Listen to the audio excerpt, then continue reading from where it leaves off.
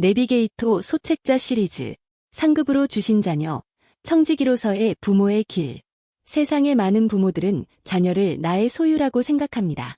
그래서 자녀를 통해 내가 이루지 못한 꿈을 대신 이루려 하고 내가 원하는 방식대로 그들의 인생을 설계하고 통제하려는 유혹에 빠지곤 합니다.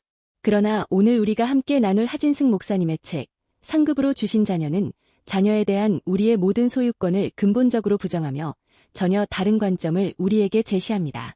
이 책은 시편 127편 3절에 자식은 여호와의 주신 기업이요 태의 열매는 그의 상급이로다 라는 말씀을 통해 자녀가 나의 소유물이 아니라 하나님께서 우리에게 잠시 맡기신 기업이며 그분의 사랑으로 주신 귀한 상급임을 선언합니다. 이 관점의 전환이야말로 우리가 부모로서 겪는 모든 불안과 염려에서 벗어나 하나님께서 기뻐하시는 자녀 양육의 길을 걸어갈 수 있는 유일한 출발점입니다. 저자는 이 책에서 자녀가 하나님의 기업임을 인정하는 부모가 가져야 할 3가지 핵심적인 자세에 대해 이야기합니다. 첫째, 우리는 자녀를 향한 하나님의 주권을 인정해야 합니다. 자녀를 주신 분이 하나님이시라면 그 자녀의 인생을 책임지고 인도하시는 분 역시 하나님이심을 믿어야 합니다. 우리는 자녀의 모든 것을 통제하려는 창조주의 자리가 아니라 그를 위해 기도하며 하나님의 뜻이 이루어지기를 구하는 청지기의 자리에 서야 합니다.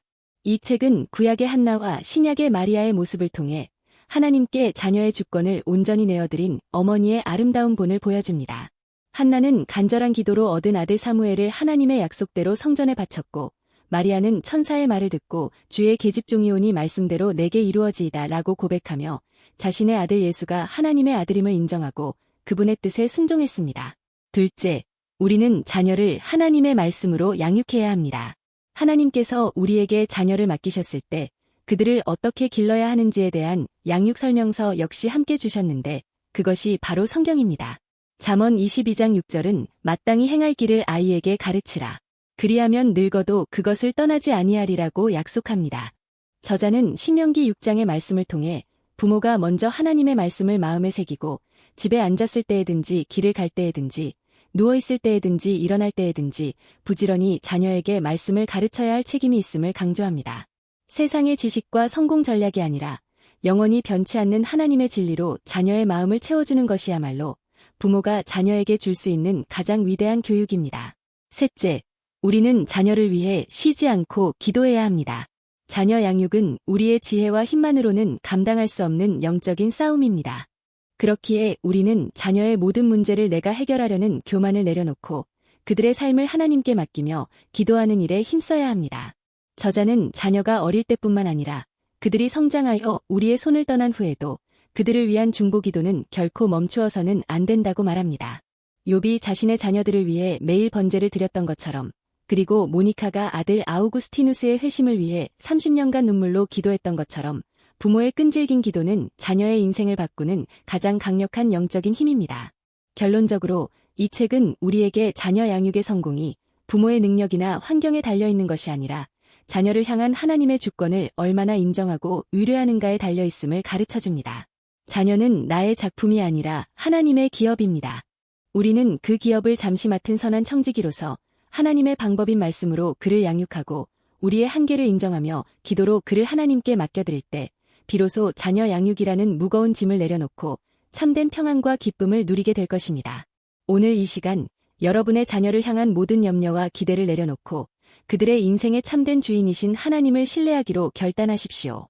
그리하여 여러분의 가정이 하나님께서 주신 상급인 자녀들로 인해 기쁨이 넘치고 다음 세대를 위대한 믿음의 사람으로 세워나가는 축복의 통로가 되기를 간절히 바랍니다. 삶을 위한 적용과 실천. 첫째, 소유권 이전 기도하기. 당신의 자녀 혹은 미래의 자녀에 대한 당신의 모든 권리를 하나님께 온전히 내어드리는 소유권 이전의 기도를 드려보세요.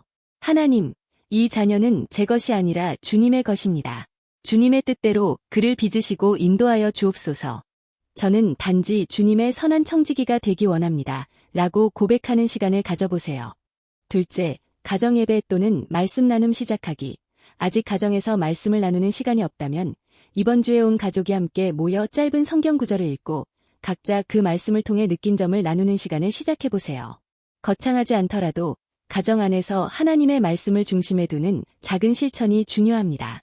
셋째, 자녀를 위한 약속의 말씀 붙들고 기도하기. 당신의 자녀를 위해 기도할 때 막연하게 기도하는 대신 그의 인격과 미래를 향한 하나님의 약속의 말씀을 성경에서 찾아보세요. 예를 들어 예레미야 29장 11절이나 빌립보서 1장 6절과 같은 말씀을 붙들고 그 말씀이 자녀의 삶에 이루어지기를 구체적으로 기도하는 훈련을 시작해보세요.